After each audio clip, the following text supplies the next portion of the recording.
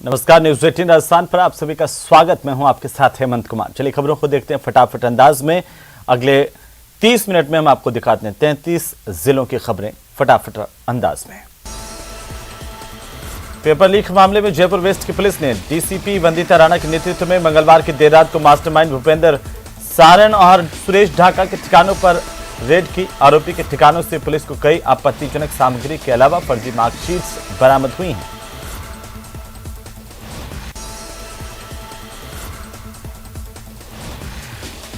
जयपुर में डायरिया के आउटब्रेक पर स्वास्थ्य विभाग ने बड़ा एक्शन लिया। आपको बता दें कि गंगापुर सिटी के नौगामा गांव में डायरिया के आउटब्रेक के होने की जानकारी सामने आई थी और स्वास्थ्य विभाग ने एक एपिडेमियोलॉजिस्ट के नेतृत्व में 3 डॉक्टर्स की टीम को गंगापुर सिटी भेजा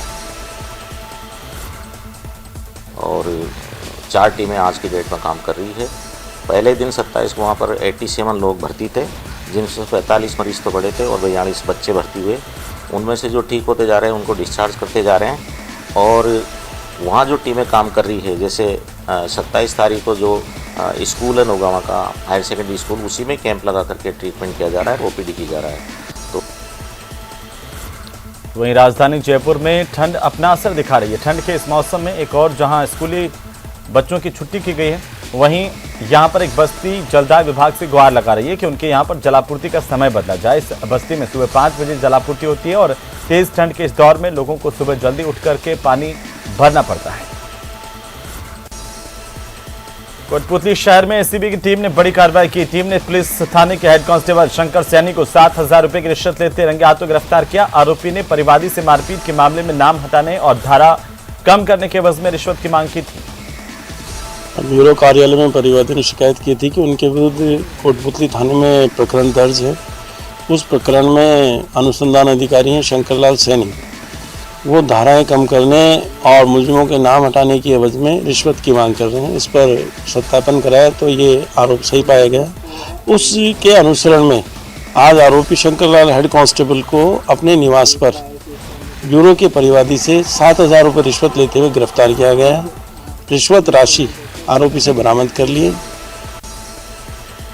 तो वहीं राजधानी जयपुर में पीएम मोदी के जीवन से जुड़ी प्रदर्शनी का बीजेपी के प्रदेश प्रभारी अरुण सिंह ने उद्घाटन किया। यहां पर एक निजी विश्वविद्यालय के कैंपस में प्रदर्शनी शुरू हुई। इसे देखने के लिए बीजेपी के कई नेता पहुंचे। भाजपा सांसद सुमेधानंद सरस्वती, प्रदेश उपाध्यक्ष मुकेश दादीच भी इस दौरान मौजूद रहे।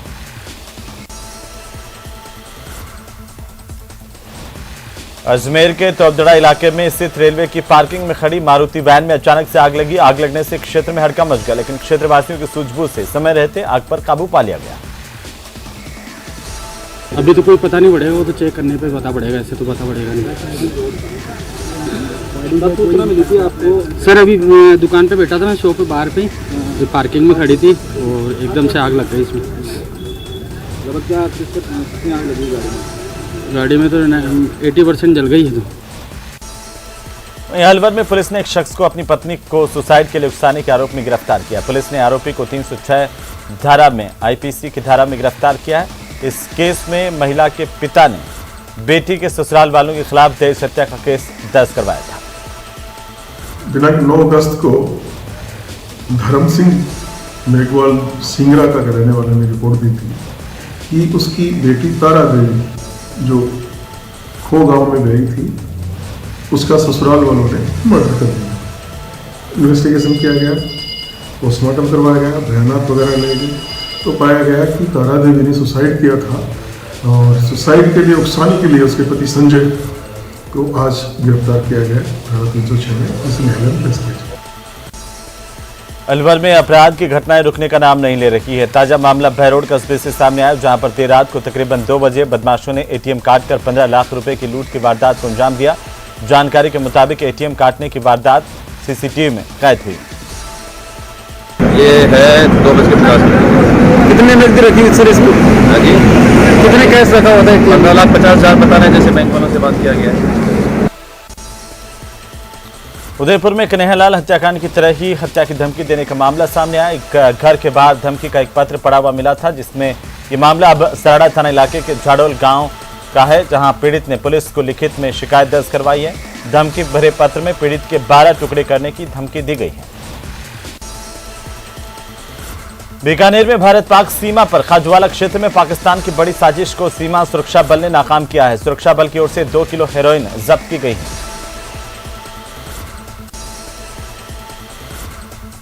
झालावाड़ जिले के सुनेल थाना इलाके में 2 मोटरसाइकिल के आमने सामने की भीषण भिड़ंत हुई। हादसे में बाइक सवार एक युवक की मौके पर दर्दनाक मौत हो गई।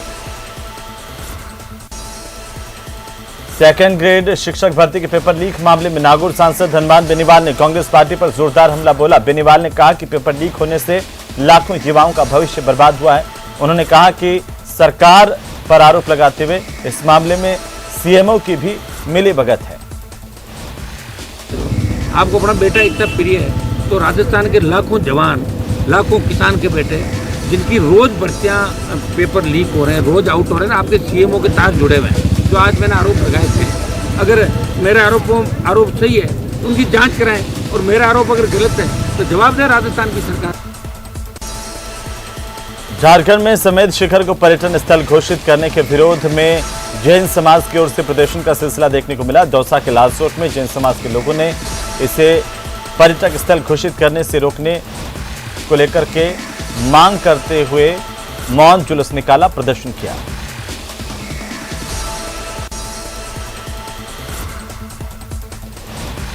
कोरोना के नए वेरिएंट BF7 के सामने आने से एक बार फिर से कोविड की लहर की संभावनाएं हैं और ऐसे में किसी भी प्रकार की स्थिति से निपटने के लिए धौलपुर जिले का स्वास्थ्य महकमा पूरी तरह से मुस्तैद है। चिकित्सा और स्वास्थ्य विभाग के अधिकारियों ने कोविड स्वास्थ्य सेवाओं का मॉकड्रिल किया। धौलपुर के राजाखेड़ा कस्बे में एक डेली नीड्स की दुकान में शॉर्ट सर्किट की वजह से आग लगी। इससे लाखों रुपए का नुकसान हुआ है। पीड़ित दुकानदार बॉबी जैन ने बताया कि रात को करीब 1:30 बजे किसी ने सूचना दी थी कि उनकी दुकान में आग लग गई। अच्छा, तो दमकल की गाड़ी, प्रशासन से कोई मदद? प्रशासन के लिए मैंने चेयरमैन साहब के लिए फोन किया था, तो राजाखेड़ा की नगर दमकल तो थी नहीं। अच्छा, धौलपुर से आई थी। RNT नंबर भी 3 बजे के करीब। वहीं मुख्य सचिव उषा शर्मा ने डूंगरपुर में वीडियो कॉन्फ्रेंस की और इस दौरान उन्होंने राज्य सरकार की फ्लैगशिप योजनाओं के तहत बाल गोपाल योजना में दूध, निःशुल्क यूनिफॉर्म वितरण और चिरंजीवी स्वास्थ्य बीमा योजना को लेकर बैठक ली। राजसमंद में कोरोना के दौरान उत्कृष्ट सहयोग और योगदान के लिए सामूहिक सहयोग का सम्मान किया गया। राजसमंद चिकित्सा विभाग, WHO, अरावली संस्थान, यूनिसेफ और राष्ट्रीय स्वास्थ्य मिशन के साझा तत्वावधान में 45 कोरोना वॉरियर्स का सम्मान किया गया।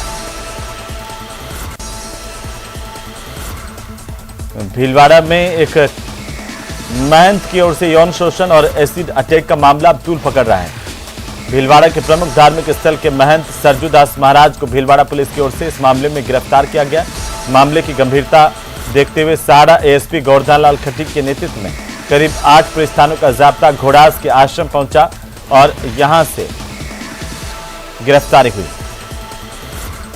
तो अभी बाबा बिल्कुल खतरे से बाहर है। खुद बाबा ने खुद ने बताया, ये हॉस्पिटल स्टाफ को भी, और हॉस्पिटल से भी जानकारी में ये सामने आया कि ये जो पदार्थ है ये नॉर्मली जो लोग सर्दी से बचाव के लिए और मसल स्टिफनेस के लिए यूज़ करते हैं, और बाबा ने खुद ने बताया कि वो जनरली इस चीज़ को यूज़ करते हैं। उधर प्रतापगढ़ में एक तेज रफ्तार पिकअप ने स्कूटी को टक्कर मारी। हादसे में स्कूटी सवार एक महिला की मौत हो गई, जबकि 2 अन्य लोग घायल हुए हैं। हादसे के बाद पिकअप चालक मौके से फरार हो गया। पुलिस ने पिकअप को जब्त किया। वहीं पुलिस ने फरार चालक की तलाश शुरू कर दी है। जैसलमेर में सर्दी का सितम लगातार जारी है। बीते 2 दिनों से लगातार वाहनों की छतों पर बर्फ जम रही है। बुधवार को भी सुबह वाहनों की छतों पर बर्फ जमी नजर आई, तो रात में पड़ी ओस की बूंदें तेज सर्दी की वजह से जमकर बर्फ में तब्दील हो गई। सर्दी से राहत पाने के लिए आज सुबह लोगों ने अलाव का सहारा लिया। लोग ऊनी वस्त्रों में लिपटे दिखाई दिए। राजस्थान के रेगिस्तान से लगती भारत पाक अंतर्राष्ट्रीय सीमा पर बॉर्डर गार्डिंग के लिए first line of defence BSF ने नए ऊंट खरीदने का निर्णय किया है। रेगिस्तानी जहाज कहे जाने वाले ऊंट की कमी को देखते हुए BSF की ओर से ये फैसला किया गया। जानकारी के मुताबिक BSF के DG पंकज कुमार सिंह ने नए ऊंट खरीदने के दिशा निर्देश दिए हैं। नए ऊंट खरीदने की प्रक्रिया शुरू कर दी गई। और कई कैमल जो है वो बीमारी से मर जाते हैं, हो जाती है तो रिटायर हो जाते हैं, तो ऐसे कैमल्स की डेफिशिएंसी हो जाती है तो लोग समय पर कैमल खरीदते हैं। और इस कड़ी के अंदर अभी हम लोग अभी स्टेज के अंदर 177 के अमल रहे हैं। उधर झुंझुनू के चिड़ावा कस्बे में चोरों ने एक ही रात में 2 घरों पर निशाना बनाया और चोरी की वारदात को अंजाम दिया। चोरों ने दोनों सूनी मकानों के ताले तोड़े, लाखों रुपए के सोने चांदी के जेवरात और नकदी लेकर फरार हो गए। सूचना के बाद चिड़ावा पुलिस मौके पर पहुंची, जांच जारी है।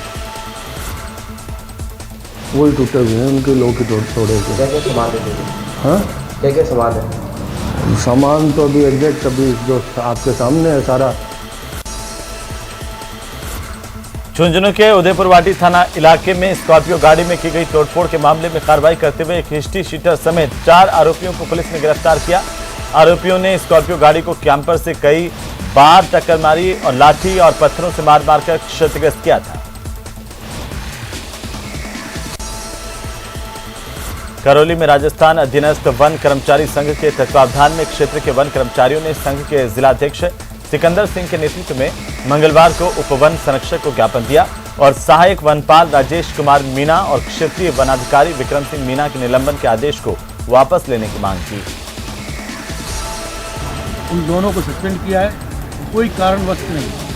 फील्ड में गश्त करते हुए किसी मुलजिम को पकड़ते हैं, उसका इल्ज़ाम भर देते हैं और डीएफओ के पास में वन मंत्री महोदय रमेश मीणा आके ये कहता है कि वहाँ तुम्हारे स्टाफ मुलजिमों से छेड़ाछाड़ी करता है, जबकि मुलजिमों को पकड़ के रेंज में ले जाने के बाद में रसीद काटने के बाद में उसके बाद में उन्होंने ना उन कर्मचारियों को सस्पेंड कराया है।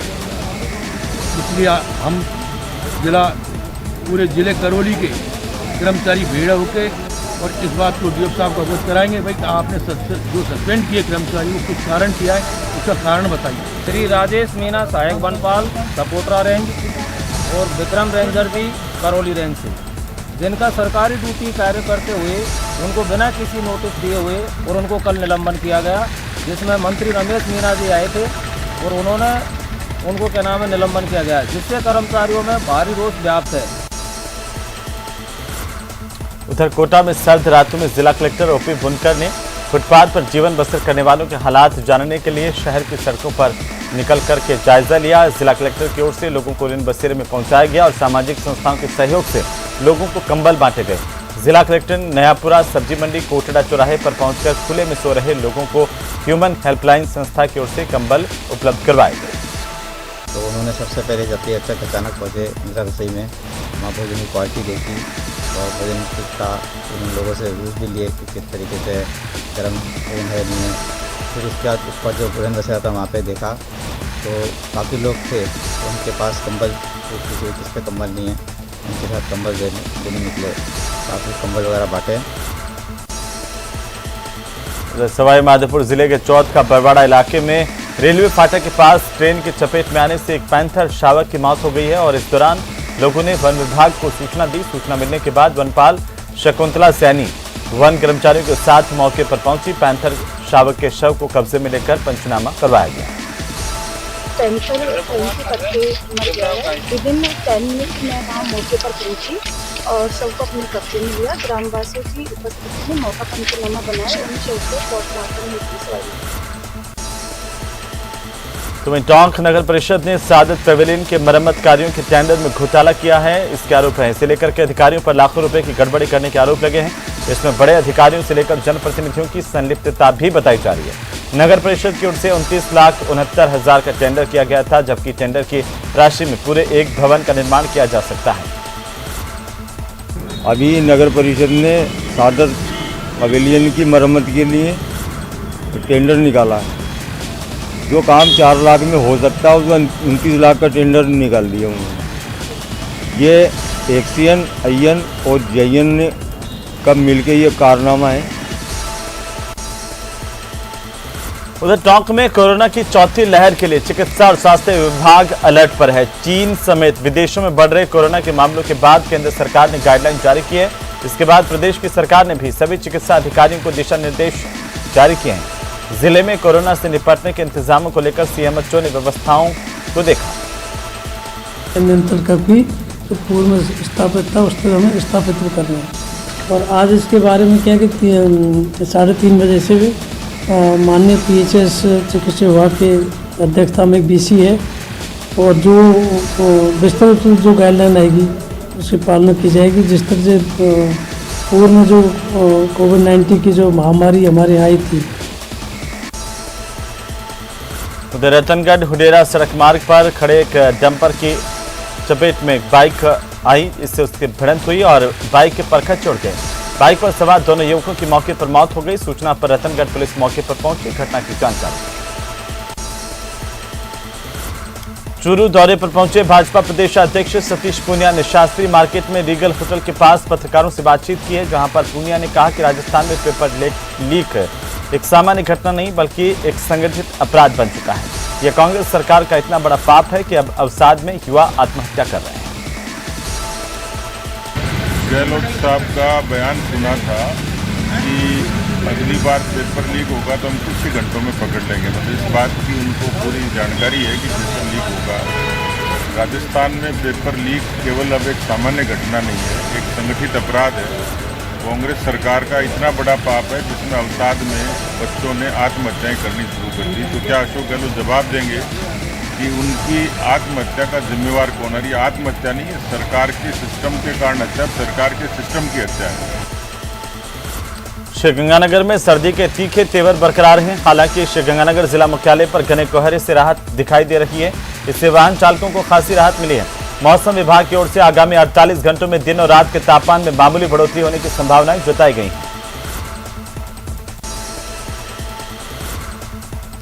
भरतपुर में बीते दिनों नदवई कस्बे में एक मकान में चोरों ने निशाना बनाया था। चोरी की वारदात की थी पहले, और जहां मकान मालिक को गोली मारकर आरोपी फरार हो गए।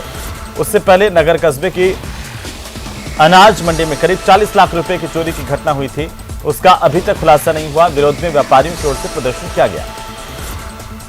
कुछ ही दिन पहले एक हमारे भाईजान के पैर में गोली लगी है, चोरी का मामला सामने आया है।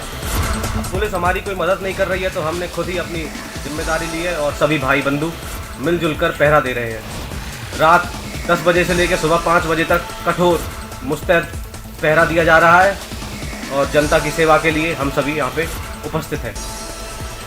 प्रदेश के हिल स्टेशन माउंट आबू में पिछले 4 दिनों से तापमान में गिरावट दर्ज होने की वजह से शीत लहर का प्रकोप लगातार दिखाई दे रहा है और इसकी वजह से लोगों की जो आम दिनचर्या है उस पर भी असर देखने को मिल रहा है। माउंट आबू में मौसम में लगातार हो रहे बदलाव को देखने के लिए पूरे देश भर से पर्यटकों का आना यहां पर लगातार जारी है। वहीं नए वर्ष के सीजन में 3 दिवसीय चलने वाले शरद महोत्सव को लेकर के भी पर्यटकों में भारी उत्साह है। सिरोही में सांसद देवजी पटेल और विधायक संयम लोढ़ा के बीच क्रेडिट वॉर छिड़ गया है। दोनों ही नेताओं में केंद्रीय विद्यालयों का श्रेय लेने की होड़ मची है। सांसद केंद्र की सौगात बता रहे हैं तो वहीं विधायक राज्य सरकार की पहल से मामले को जोड़ रहे हैं। पाली के निम्बली गांव में 4 जनवरी से 10 जनवरी तक 18वीं राष्ट्रीय जम्बूरी का आयोजन होने वाला है। राष्ट्रपति द्रौपदी मुर्मू 4 जनवरी को कार्यक्रम का शुभारंभ करेंगी। राष्ट्रपति के कार्यक्रम को लेकर मुख्य सचिव की ओर से जोधपुर संभाग के सभी अधिकारियों के साथ एक बैठक की गई, उचित दिशा निर्देश दिए गए। जोधपुर विधायक मनीषा पंवार ने जोधपुर विकास प्राधिकरण के माध्यम से वार्ड संख्या 44 और 45 के तहत 1 करोड़ से ज्यादा की लागत से इंटरलॉकिंग टाइल्स लगाने के कार्य का शिलान्यास किया। मुख्य पाली रोड के दोनों तरफ इंटरलॉकिंग टाइल्स लगाने के काम का शिलान्यास किया गया।